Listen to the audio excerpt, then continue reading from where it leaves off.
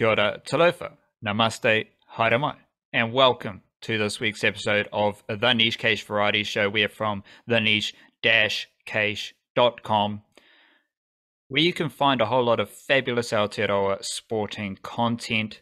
And we're coming fresh off our Patreon podcast, which also goes out to our Substack subscribers and those supporting us via Buy Me a Coffee Wildcard. And we just recorded that. And we just broke down some football, some cricket stuff for our very generous supporters. And in that podcast, I threw up this amazing stat, this riveting piece of information.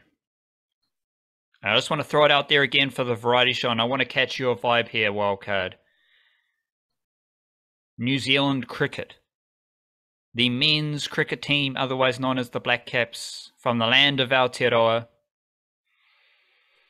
they are first in the World Cup Super League. Just let that sink in for everyone listening. Around the world and around Aotearoa, the Blackcaps are first in the ODI World Cup Super League. What do you think when I drop that gem in the Patreon podcast? Well, it's a curious point to make when they've just lost very handily 3 games to India in ODIs, which don't count against the Super League standings, and therefore didn't include anything particularly resembling their best 11, particularly on the bowling side, which got absolutely tonked, although the batters didn't exactly score too many runs either, aside from 1 or 2 fellas. Yeah, interesting to think that maybe worrying about the hiding they just caught by India in ODIs is kind of irrelevant because it was a series they didn't take very seriously. Correct. And what happens when it matters most, Wildcard? We had World Cup Super League fixtures in Pakistan, against Pakistan. What did the Blackcaps do there? Won a series in Pakistan might have been the first time ever. I'm not sure. I think it's definitely the first time they've won as an ODI series in Pakistan for at least 20 years because they haven't been playing in Pakistan. And it wasn't that long ago they won their first ever ODI series in the West Indies either. In fact, it was less than a year ago. There's 2 nice little milestones to be ticking off within 12 months of an ODI World Cup. We just overlooked that bit in Australia, which was also part of the Super League. Yeah, but that was kind of the early stages of the Blackcaps pivot, and we went deep into some Blackcaps pivot ideas in the Patreon podcast. Big up the Patreon whānau, patreon.com/our niche cage. It is the easiest way to support the niche cage straight up the guts. There's a podcast there every week, and we do encourage all subscribers and supporters to chime in with questions, queries, and ideas. Patreon.com/our niche cage, our niche cage, easiest way to support all the niche cage content. You can also sign up as a paid subscriber on Substack, get access to those podcasts as well, and chime in on the weekly podcast. And of course, there is the Buy Me a Coffee page where you can make a one-off donation or subscribe as well, and you'll also get access to that podcast. So however you want to support the niche case straight up the guts, all those links are to be found everywhere else. And we welcome everyone, but it's however you want to do it. Patreon's probably the easiest way, but there are some other methods as well. Otherwise, we do appreciate all the regular readers on our website, theniche-cage.com. Everyone who taps in, tunes in with the podcast every week, and those hearty, staunch niche cage homies are always spinning a yarn about the niche cage to their friends, and checking in on the website. They might click an ad or whatever. They might just soldiers, boots on the ground for niche cage. Big up to you. Big up everyone. Love yourself, love Aotearoa. That's all we're here for a quirky, funky, niche cage variety show, which always starts with a dose of mindfulness. Kick it off. Kicking it off with Mr. Alan Watts. Muddy water is best cleaned by leaving it alone. I don't know how much you need to clean muddy water in the first place. It's just sort of, it's its own thing. But, it's muddy water best cleaned by leaving it alone. You start getting amongst it and you just make everything else dirty, I'd imagine. Yeah, I can see the mindfulness. Let's start with the mindfulness and less about the practicality. If I got a glass of muddy water and I don't do anything to it, it's probably going to stay muddy. And like muddy water deep in the mangroves, if you do nothing, it's still muddy water deep in the mangroves. But in both instances, by fidgeting with it, by getting amongst it, by putting yourself in the muddy water mixer, you're only making it dirtier. You're only whipping up more dirt. You're only making it murkier, muddier, and a whole lot more niggly. So maybe the mindfulness dose of that is just to let things be. Yeah, even things that aren't what you hope they would be. Like sometimes you still got to let them be because fiddling will only make it worse. And I mean, when you said that, talking about walking through the mangroves, you can picture it where you get like nice, clear, when you get that real like muddy, sandy kind of mix at the bottom where you're in clear water, but then you step through it, and as you pull your foot away, there's just like a thick cloud of sandy mud that'll come up through the thing. Like you can imagine that, where it's like it was clean, and you get those areas where it is very like nothing's died in here recently kind of thing. But as soon as you start wading through it, you leave these big sort of underwater footprints, 3D footprints just kind of in your wake and that kind of thing. Because once you get in amongst it, what you really do is you just spread it. Right? You can't actually really clean it at all. Maybe that is the point. It's like the muddy water is going to stay muddy one way or another. You can't actually fix it. Trying to fix it is probably just going to cause you spreading more mud and more water everywhere else. Bang on. We got there in the end.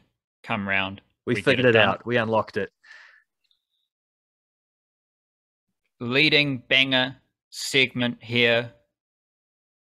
Dipping into the chili bin for the least dramatic Kiwi sporting takes we can find. Big Mans, what do you got? I got five ideas, 5 takeaways.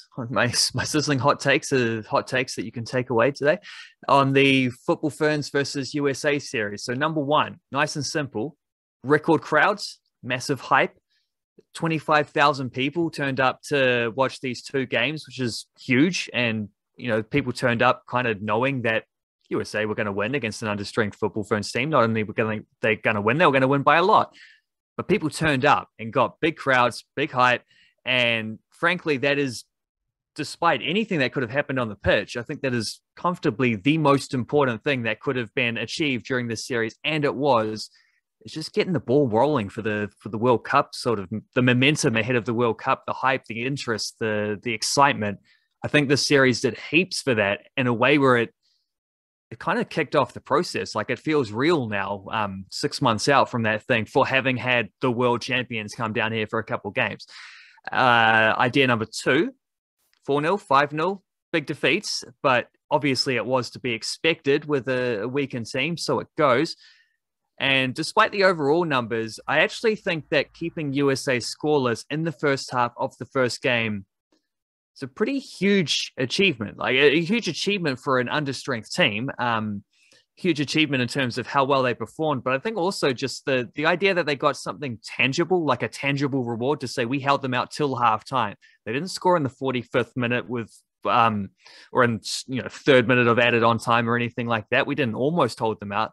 We kept them out for the entirety of that first half to get some, as I said, a tangible reward for what was otherwise going to be some unrecognized mahi. Like it's nice encouragement because they did a lot of good defensive things throughout that series, and it's not reflected in the score lines. It wasn't ever going to be reflected in the score lines, but at least they got something where they could say like, here's a reward, here's an achievement that we pulled out of the bag against them.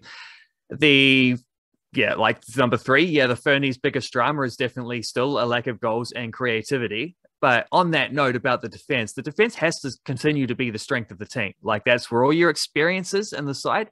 That's where all the bulk of the talent is. Like most of our high level overseas performers, defenders or defensive midfielders or goalkeepers, like that's just if that's where your better players are, that's where you have to lean into. So and they have a good firm tactical setup as well. I think you saw that a bit against America, where they have like the 4-4-2 and the way they'd slide and the way they'd press and but stay like really organized. And when they could keep the ball in front of them, they're a very good defensive team, even against the best team in the world. Like the good thing about being that strong at the back is that while they're still struggling for goals, you don't suddenly have to become a team that needs to score like 4 or 5 goals per game. You 1 or 2 a game will do because they're only going to concede 1 or 2. Outside of against the very best teams like USA, most of the times they don't get thrashed by teams in that sort of 10 to 20 range, which is kind of what they're aiming to get amongst.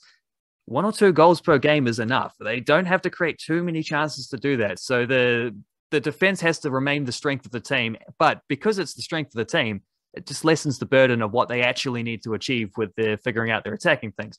As for those goal dramas, number 4, leave it till next time. You know, it's not important in this series. It didn't matter. The Ferns' target is to win a World Cup game for the first time ever.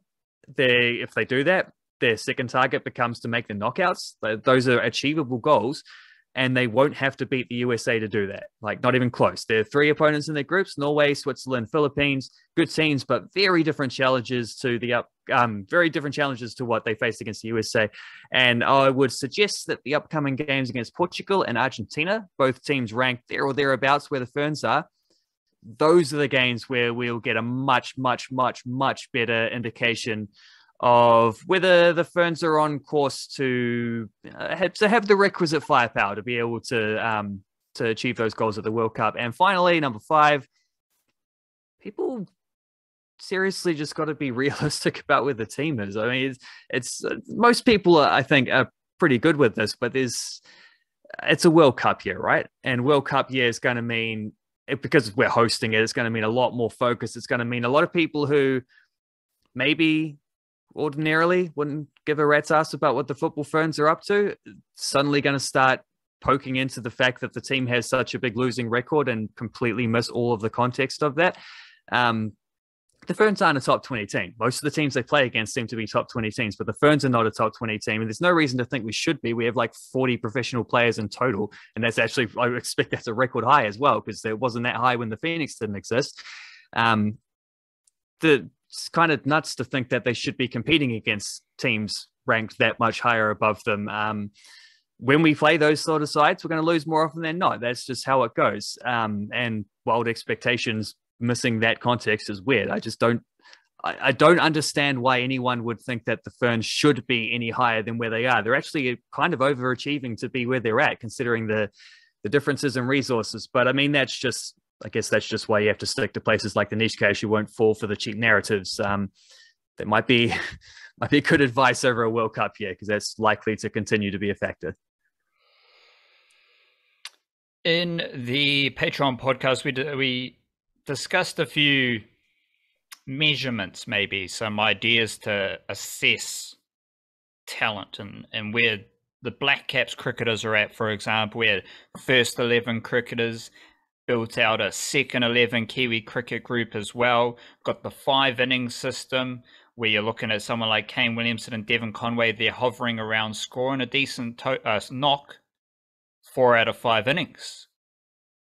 Also thrown up in the Patreon podcast was the fizz-dar, the fizz radar, the radar of fizz. How excited are you? What are your levels of fizz? Where does that rank on the fizz-dar? And I am fizzing about the women's Super Smash in the Chow White Ferns phase. So the White Ferns have all left for the T20 World Cup. You got the under-19 cricketers, they're off at their World Cup as well, currently playing. And I'm fizzing for women's Super Smash. You got a bunch of Kiwi cricketers ready to hold things down. And a bunch of really good cricketers, like Wellington still has Rebecca Burns, Lee Casbrick, Otago's got Kate Ibrahim, Canterbury are stacked. They've got Amy Satterthwaite, Kate Anderson, two of the best seamers in Super Smash right now, Gabby Sullivan, Missy Banks. Central can't win a game, but they've got Natalie Dodd scoring a lot of runs. Don't really know what Northern's up to. And Auckland, well, they just lost Fran Jonas, Lauren Down. Fran Jonas was gone for a while, but they just lost Lauren Down and Molly Penfold, neither of whom were their best players.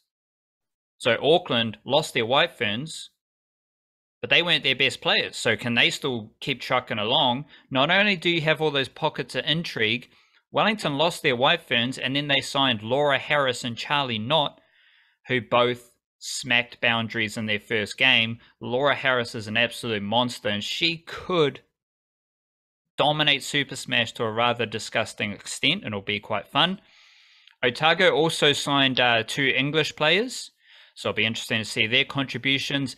Part of the Northern situation is that they signed Amanda Jade Wellington and, her name escapes me right now, Graham Asima, who have both been solid, but Northern keep finding ways to lose games, and that's not fun to watch. So my fizz-dar levels for the Women's Super Smash are quite high. We measure fizz-dar on a scale of 10, 1 to 10, 0 to 10.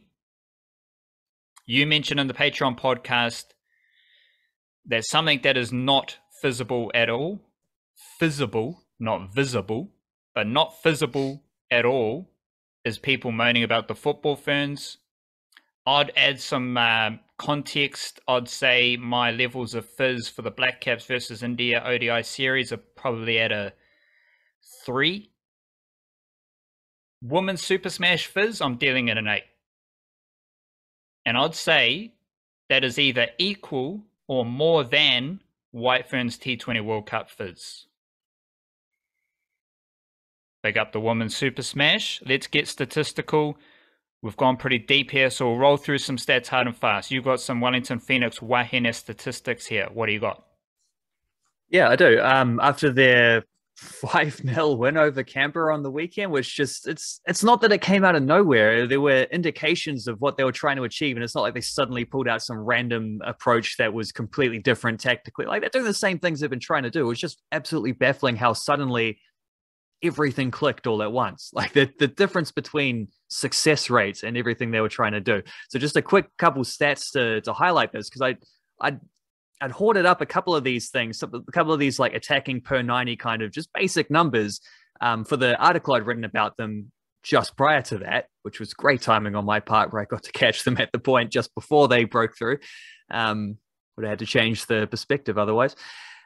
Where I was comparing it to what they're doing in year one, but then just to look at what they're doing, what they've been doing through the first 8 games of this season compared to this game here, like, and the position didn't change. They've been averaging 46.8% possession in games. They had 45% against Canberra. Their pass accuracy, 66.3, was 64.6, or 64 actually in this game. So minor drops on both those counts. It's not like they're suddenly doing something crazy. It's just they're so much more successful at what they were attempting to achieve. So their goal, they'd been scoring per 90 minutes, 0.37 goals. That's what happens when you score 3 goals in 8 games. They scored 5 goals in this game. That's completely almost out of the blue how that happened. 7.88 shots per 90 minutes. They had 14 shots in these 90 minutes. Big improvement there. But even more so was their shots on target per 90 went from 2, exactly 2, to 7. So half of those 14 shots were on target. So it's not this isn't like they were just shooting, hopeful attempts. Like they were testing the goalkeeper out more times than not. And more times than not, they were beating that goalkeeper too. XG per 90 went from 0.57. So expected goals, this is sort of just a measurement of how good the quality of their shots went from 0.57 to 3.2. 3.2, 5 goals from 3.2 XG suggests they did score more than they might have been expected to on average, but I'd argue they actually kind of got less than they were expected to. They missed 2 or 3 very big chances as well. They could have won by more. Like, sure, it could have been less. It didn't need to be a 5-0 win, but it also could have been more had they been a little more clinical, particularly in that in that first half, I would suggest. So I don't know what changed specifically. I just know that the Wellington Phoenix women all of a sudden on the weekend were just so much more effective at all the things they were trying to do in the opposition half than they had been at any point during the season to date. It was honestly quite an incredible thing to watch. It was like, oh, hey, they scored first. That's cool. Hey, they're playing quite well. This is nice. Oh, they scored another goal. Here comes another. And then it just kept going, man. And then afterwards, the men folk won as well. So probably the greatest day in Wellington Phoenix regular season history. I would suggest that one. I have some Blackcaps coming back into Super Smash stats, and apologies if I'm a bit distracted here, old mate. I've got Cole Jamieson just steaming into Bolson for trophy deliveries. He's moving the ball both ways, which is good to see. And he just slides one past Luke Georgeson's outside edge in the Ford Trophy. So Cole Jamieson has returned to cricket. He has played 2 Super Smash games. And he's scored 57 runs. He hasn't been dismissed, so that's pretty good. He's also got 2 wickets in 8 overs at 5.5 RPO. So Cole Jamieson, he's back in the mix and he's bowling well. Tommy Blundell came back from Pakistan. Super Smash, 70 runs at a strike rate of 143. He's all right. Will Young didn't play in Pakistan. Comes back to the Super Smash. 92 runs at a strike rate of 188. Tom Blundell, he scored 7 fours and 1 6.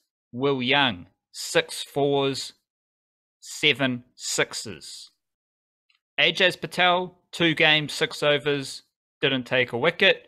And Neil Wagner, everyone's favourite avant-garde Kiwi cricketer, he played his first Super Smash game since the 2018-19 season. So big up Neil Wagner. Massive achievement there. He took 3 wickets. So Neil Wagner's got 3 wickets and 24 deliveries this season in Super Smash 2018-19. Neil Wagner had 3 wickets and 90 deliveries. So the wickets are nice, but big up Neil Wagner. Fantastic career achievement. His first Super Smash game since the 2018-19 season. Deep in the mangroves, you found a Kiwi boxer. Yeah, a Kiwi boxer who actually won as well, which is nice. I had to go pretty deep to find out, or not just, it didn't have to go too deep to find Joseph Parker fighting Jack Massey on the weekend, because it was actually on TV3 for some random reason. It was just on free-to-air television, the whole event.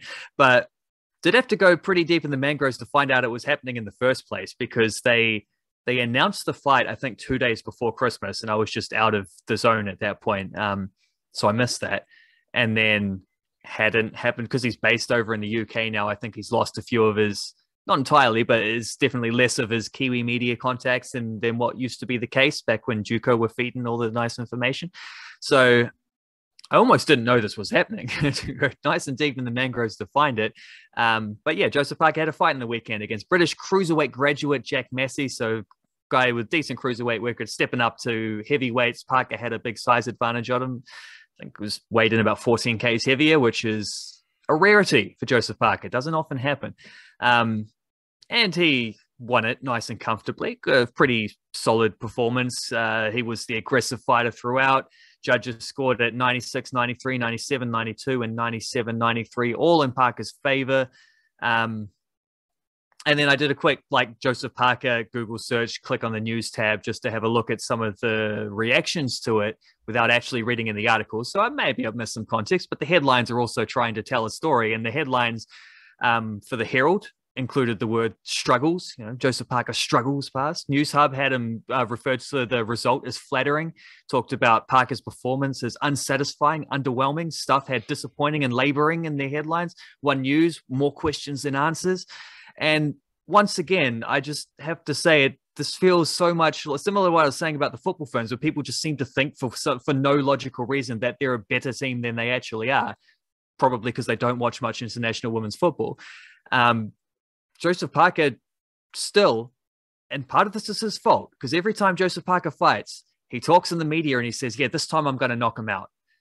And Tyson Fury was courtside watching this, and they chucked a microphone in his face, and he was like, "Yeah, I think Parker will knock him out. He's going to grind him down, and he's wear him out with his superior technique and fitness, and blah blah blah, and then he'll eventually just knock him out." They keep saying this. People keep saying this, but it's not who Joseph Parker is. He doesn't actually knock guys out. He never has. Like, none of his major wins have come against like competitive heavyweight boxers. None of them have been via knockouts. The guys he knocks out are the plumbers that Juco put up against him, or the get busy fights in between kind of thing. You know, he's not. He's just not that dude. So I can't help but feel all those overreactions about his terrible performance and things. Well, not terrible, but unsatisfying, underwhelming, disappointing, laboring performance. All that kind of stuff is just expecting Joseph Parker to knock a guy out when he's not that type of boxer. I watched the fight. I watched closely. And from what I saw, he could have won every single one of those rounds. If that scorecard was flattering to anyone, it was flattering to Jack Massey, who got a very hometown decision. Even the notoriously biased British boxing commentators were leaning towards the fact that Joseph Parker was more likely to have won all the rounds than Massey was to have won anything more than one or two. A bit of a hometown decision there, giving them the soft landing, but Parker still with a solid enough victory. I don't understand why anyone thinks he's suddenly some kind of knockout artist, though. And I think it's kind of, I just can't help but feel that all any criticism that comes his way from a solid, keep busy, comfortable win, should have been more comfortable than it was, but the judges stitched him up a little bit. The only reason you can be like real down on that is thinking, oh, but he didn't knock him out. Yeah, Joseph Parker doesn't knock dudes out. That's who he is. It's probably about time people realize that, rather than expecting him to be a fighter that he.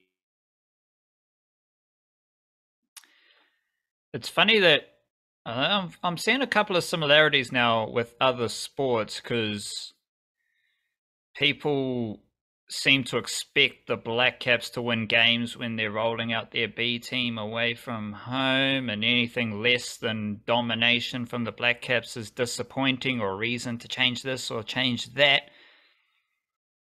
And of course, case study numero tahi is the Aotearoa Warriors. I'd suggest that the mainstream media, the same media that you just laid out there, Chief, with the Joseph Parker, with the Football Ferns, they are the same media who talk about the Warriors as NRL contenders or a good NRL team based on a bit of nothing. The Warriors have never shown anything to suggest that they should start the season as like a top 8 favorite and we're going to do this. So if they've done nothing to do that, if they've done nothing to build up your expectations, where are you getting your expectations from? You have created imaginary expectations, and then when those expectations are met, you do this big deep dive into why the Warriors suck, where you just have to know the Warriors never did anything to prove that they don't suck. It's very strange, but weird comparison. But do you remember that episode of Friends where I think Phoebe had a dream about Ross, where he would, I think it was, I can't remember. It was definitely Phoebe's dream, because that's the character. It would have to be her. But she had a dream about Ross where he was real mean to her, and then she was in a bad mood with him for the rest of the day. And he's like, but I haven't done anything. That was your dream. That's kind of what it feels like. I can understand that. But that's a different mangrove section. That's a different estuary. It is. Probably found in the CBD, where we don't want to go. We're out in the Wops. We're out in Aotearoa because we love Aotearoa. Deep in the mangroves, we do have some Aotearoa Warriors news. They released Taniela Otukolo and Kina Kepu, who is one of the Kepu twins. And for those deep in the Warriors mangroves, this was quite a complicated decision, quite nuanced and confusing to a lot of folks, but also quite understandable to a lot of folks. For those who are casual Warriors fans, not deep in the mangroves, this fits into the narrative about the Warriors sucking at recruitment and development. Oh, they let some other players leave, all that shit. So it is a bit of a messy situation, and I just let's take a deep trip deep in the mangroves and just break it on down. First, starting with the fact that Taniela, Otukolo and Kina Kepu may not have wanted to continue their Warriors journey. They may have wanted other opportunities elsewhere. Otukolo's the third hooker. Kina Kepu, he's at least behind Tom Alley as far as like efficient, run it straight Warriors middle forwards who are likely to play 10 to 15 minutes.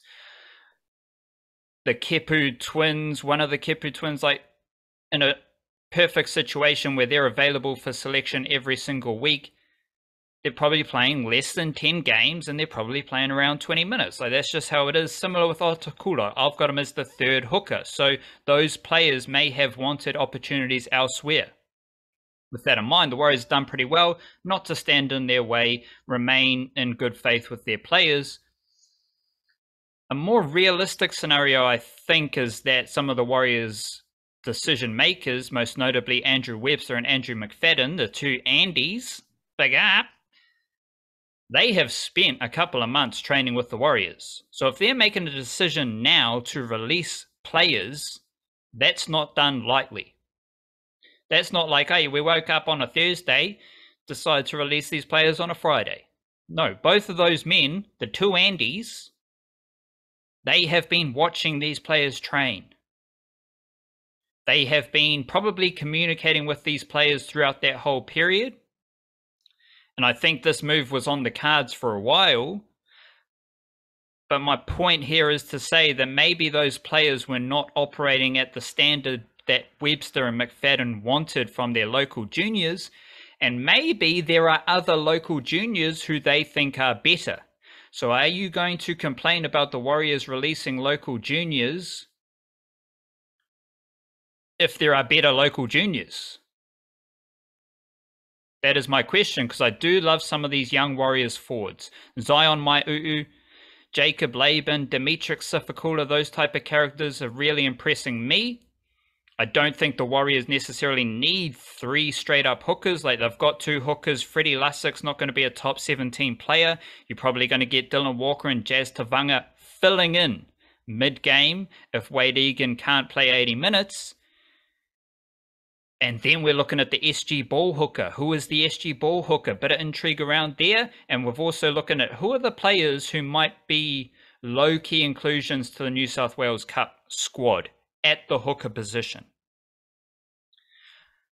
Or the Warriors sign some more experienced NRL players, and now in that scenario we would be learning that the Warriors are trying to make win now moves, which I think for a lot of Warriors folk would be quite exciting if they are releasing depth players with minimal NRL experience to sign solid NRL players to help you win games in the NRL. Because every time you dip into that young depth bracket, your chances of winning week to week decrease. So the Warriors, these moves can either be viewed through two lenses. You're either making win now moves, which I think is a pretty good sign, or there are better local juniors there fizzing 7, 8, 9, 10 on the fizz-dar, fizzing to crack into the NRL squad. Both of them are all good. So there we go. Deep in the Warriors mangroves. Question time. The Football Ferns did lose both those games to the USA, and it was a weakened Football Ferns squad with a lot of those players low-key playing for spots in, Premier Football Ferns World Cup squad. Which player impressed you the most in those two Football Ferns games? Yeah, impressed the most, I think, in terms of just performances within those two games specifically, I think Erin Naylor would have to be high up there, the goalkeeper. I don't think she was flawless. I do think there was definitely a couple of goals where she doesn't come over the line quick enough, which is an issue. And then also she's just not as good as the other options we have at playing with the ball at her feet. So I don't think it's anything that's going to move her up the depth chart. But some of her shot stopping was magnificent in this series, which is the strength of her game. So it was great to see that. Ellie Riley as well, playing out of position at centre back, I thought did an excellent job. And another just, she's one of those players who she's always bubbly and smiling and relentlessly positive, whether she's playing or whether she's not playing, like just in every situation in her life. But sometimes I wonder if that can cloud people to just what a like courageous player she also is, and trying to play through that hand injury as well for a bit in the second one. Definitely shone that. And I thought she was probably the pick of the defenders, particularly because she was playing out of position. But that's just on the performance aspect of it. I think maybe the more important aspect of it is sort of what you're hinting at there about playing for positions and moving forward and who advanced their case the most. And in that situation, kind of want to say Grace Jale. I think that right midfield spot is the most open position in the team. It's the one spot in the starting 11 where I think there's genuine, where I think maybe Yika Kumplova isn't exactly sure who it's going to be. But Jale's starting to get a run of games there, and she's playing really well for Canberra. She played very well in the second half of the season when she was fit for the Phoenix last season. She's really put herself into this consideration. I think she's a great athlete, which is a rare thing. She doesn't she's tall, she's fast, she's strong, she's good technically. She can score goals as well. She can set goals up. Like all of these things we've seen from her in the A-League. And I think she is the best candidate to be the starting right midfielder. And the fact she started both these two games and looked solid, didn't get a lot of opportunity to do the attacking stuff, as I mentioned earlier. It was just that series. It wasn't really there. But the confidence shown in her, I think, is maybe the most important thing. So I think Grace Jale has advanced her case the most, and I'm quite excited by that. I like the idea of Grace Jale on the right side of midfield. Question back the other way. Finn Allen's 2 ODI series against Pakistan and against India. He's opened the batting in all 6 games. He's scored 29, 1, 25, 40, 0, and 0. I'll put it nice and simply. Will Finn Allen be opening the batting for the Blackcaps at the ODI World Cup? I believe so. We kind of work between opinion, which is more funk, and trying to read the situation, connecting the dots, reading the tea leaves and all that stuff. So I believe the Blackcaps want Finn Allen to open the batting at the World Cup, and I think that's what's going to happen. Finn Allen's a young dude playing in Pakistan and India at this level for the first time. Yeah, no shit, he didn't score many runs, it's really tough to score runs in those situations. He's not the only dude in the team in that situation. And I think, I don't care about this India series at all, but I can see how many of these players, it is really important for these players with the World Cup coming up in India, that these players have this experience. Like even the older dudes, like someone like Michael Bracewell, who's a bit older than Finn Allen, he needs to play international cricket in India ahead of a World Cup. Devon Conway scoring runs in India is still really going to be really beneficial to his development as an international batter, and that's where the value is. And Finn Allen, whether people like it or not, he's a bit of a project. He's a supremely talented batter who needs to be given time and space in this position to sort out his best mahi. And that's really important because we know if Finn Allen scores his runs, he absolutely smacks the shit out of it. It's borderline slugging. That's what he does. And that's really hard to do consistently, and it's really hard to do that overseas. For your best chances to do that, you need to gain experience. And I think that is what he's working towards. And as we mentioned in the Patreon podcast, your alternative there was Martin Guptill. So what's Martin Guptill done in the BBL? He's averaging 16.4. Strike rate of 108. Martin Guptill's not dominating BBL. Most people have barely watched him play BBL, so he's not really commanding the public's attention to put pressure on Finn Allen. But I think the Blackcaps made their future moves pretty clear in selecting Fenelon for this role. And with these players, you need to roll with them. You need to flow through the ups and downs with them and hope that it'll come out better. And like even at the World Cup, what are we going to assess Fenelon's success around?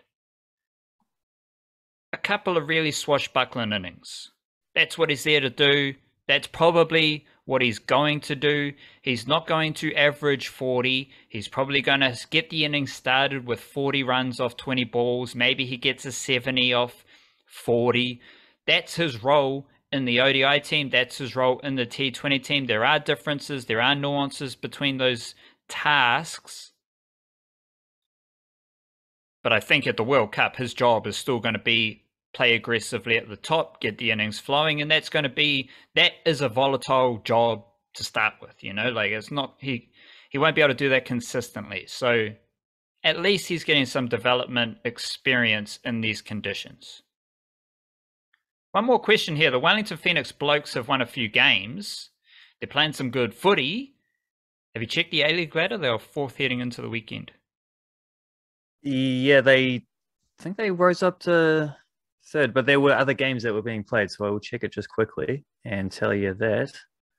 So my question to you is, who has been a key player in this winning Wellington Phoenix run? Their ladder standing is?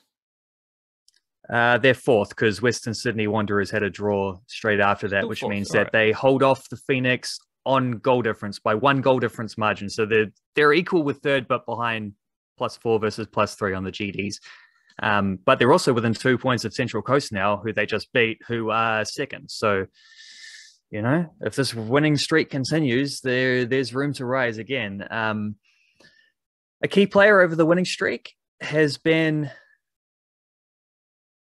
I kind of want to say, I mean, they've won 1-0, 1-0, and 2-1, right? So it's not like they're blowing teams away with their attack. There's been some nice stuff there, but it's kind of been defensively where I think they've really improved. Like they were scoring the similar amount of goals as they were at the start, where they were drawing and losing games.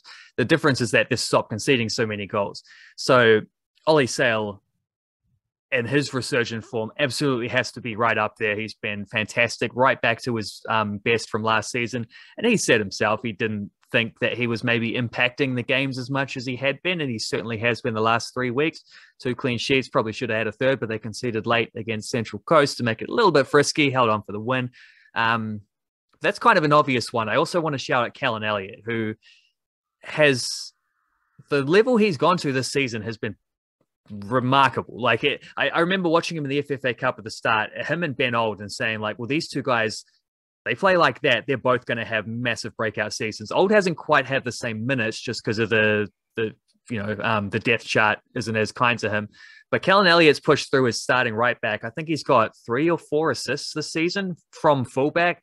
He's putting in great crosses. He's getting forward. He's winning tackles as well. He's working hard. He's energetic. His technique's looking sharp as nothing to worry about there. He's just playing like a really, really good A-League right back.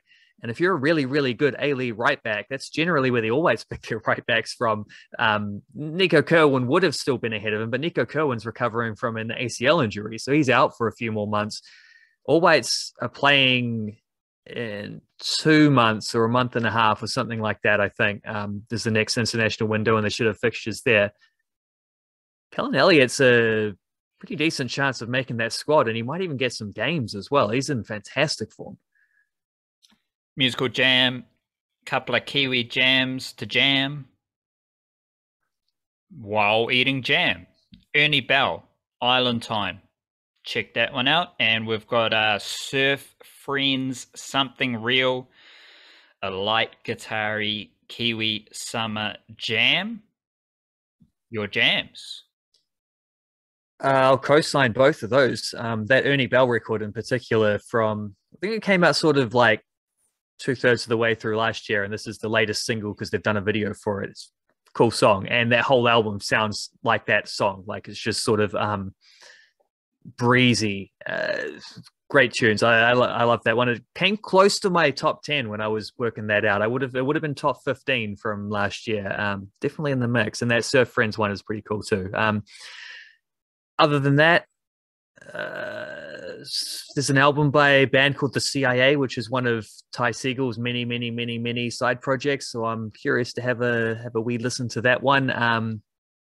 And just the new Iggy Pop album is fantastic. And the previous Iggy Pop album was pretty good too, in a much more experimental sense. And then the one before that, called Post Pop Depression, was one of the best things he's done for about 40 years.